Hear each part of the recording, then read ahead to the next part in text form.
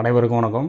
இன்றைக்கி நம்ம என்ன பார்க்க போகிறோன்னா, கும்பகோணத்துலேருந்து சீர்காழி வரைக்கும் NH36B அப்படிங்கிற ஒரு சாலை அப்ரூவல் ஆனது உங்கள் எல்லாத்துக்குமே தெரியும். இந்த ரோடு சம்மந்தமாக பார்த்துக்கிட்டுறவங்க எல்லாத்துக்குமே இதை கவனிச்சிக்கிட்டு இருப்பீங்க.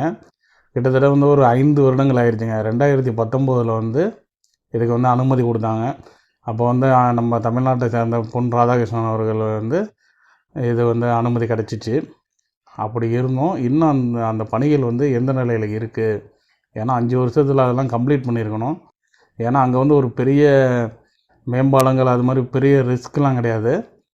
ஏன் இன்னும் பணிகள் துவங்கிருச்சா துவங்கலையா அப்படிங்கிறத இந்த வீடியோவில் பார்ப்போம். அதாவது கும்பகோணத்துலேயும் சீர்காழி 52 கிலோமீட்டருங்க. இதுக்கு இது மாதிரி ஒரு ப்ரொப்போஸ் பண்ணுறாங்க. என்ன காரணம்னா, நவகிரக கோயில் எல்லாமே இங்கே தான் இருக்குது. அதாவது திங்களூர், திருநள்ளாறை தவிர மீதி எல்லாமே இந்த ஏரியாக்குள்ளே தான் இருக்குது. தஞ்சாவூர் மயிலாடுதுறை மாவட்டம் அந்த இது கும்பகோணம் மயிலாடுதுறைக்குள்ளே தான் இருக்குது. அதனால் இது மாதிரி ஒரு சாலை வேணும் அப்படின்னு ஒரு நியாயமான கோரிக்கையை கொடுக்குறாங்க. அதையும் மத்திய அரசு அனுமதி கொடுத்துருச்சு. NHAIட்ட கொடுத்துருச்சுங்க. 2019ஆம் ஆண்டே கொடுத்துருச்சு. 5 வருடம் ஆகுது. இன்னும் வேலைகள் ஆரம்பிக்கலை. என்ன காரணம்னு பார்த்தீங்கன்னா, நிலங்கையாளப்படுத்தலை அப்படின்னு சொல்கிறாங்க. இப்போ ஒரு நெடுஞ்சாலை போகிறாங்கன்னு வச்சிங்களேன், நிலம்லாம் கையாளப்படுத்தி கொடுக்கறது நம்ம ஸ்டேட் கவர்மெண்ட்டோட வேலை. மற்ற பணிகள்லாம் பண்ணுறது சென்ட்ரல் கவர்மெண்ட். அதாவது NHAI, அது தனி ஆணையம். அது NHAI, national highway authority of India. அவங்க அந்த சாலையை போடுவாங்க.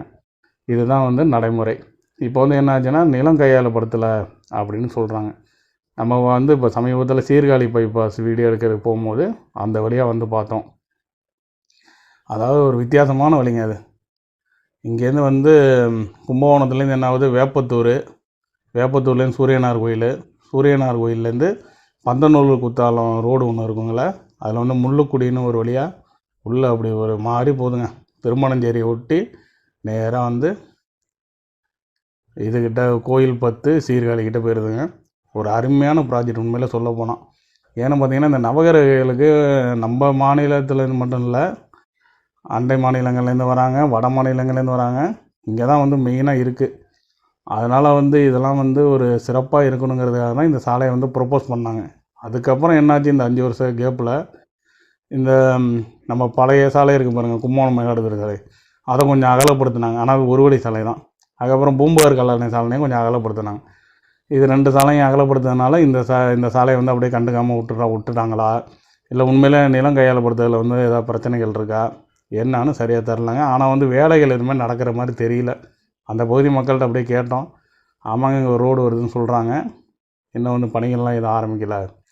ஆனால் இந்த ரோடு வந்துச்சுன்னு வச்சிங்களேன், நம்ம NH36 தஞ்சாவூர் கும்பகோணம் விக்கிரவாண்டி சாலை, அதையும் அங்கே தூத்துக்குடி சாலை NH32, அப்புறம் விழுப்புரம் நாகப்பட்டினம் NH45A எல்லாத்தையும் கனெக்ட் பண்ணிடலாங்க.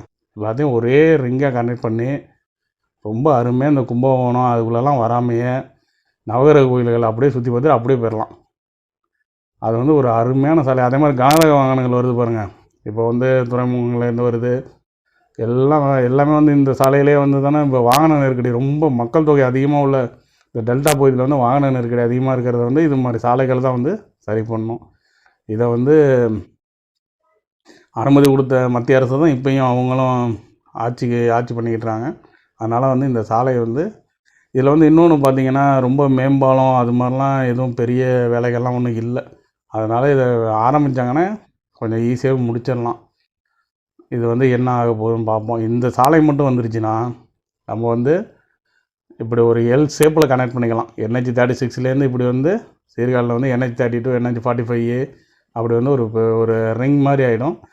ரொம்ப அருமையாக இருக்குங்க. இந்த இது வாகன போக்குவரத்து குறைஞ்சிரும். கும்பகோணம் மயிலாடுதுறை ரோடு ஃப்ரீ ஆகிடும். பூம்புகார் கல்லணை சாலை, அந்த நவகிரக கோயிலெலாம் வேணும் பஸ்ஸாக பெரிய பஸ்ஸாக வருமா, அது எல்லாமே ஒரு இதாயிரும். நீங்கள் தமிழ்நாட்டில் எல்லாருமே இந்த பகுதிக்கு வந்திருப்பீங்க. இந்த பகுதி நவகிரக கோயிலெலாம் நிறைய பேர் பார்த்துருப்பீங்க.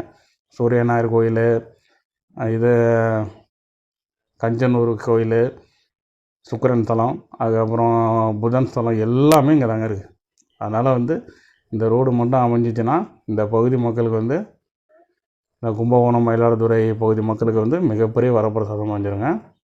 நன்றி, வணக்கம். சப்ஸ்கிரைப் பண்ணுங்கள், வீடியோ ஷேர் பண்ணுங்கள்.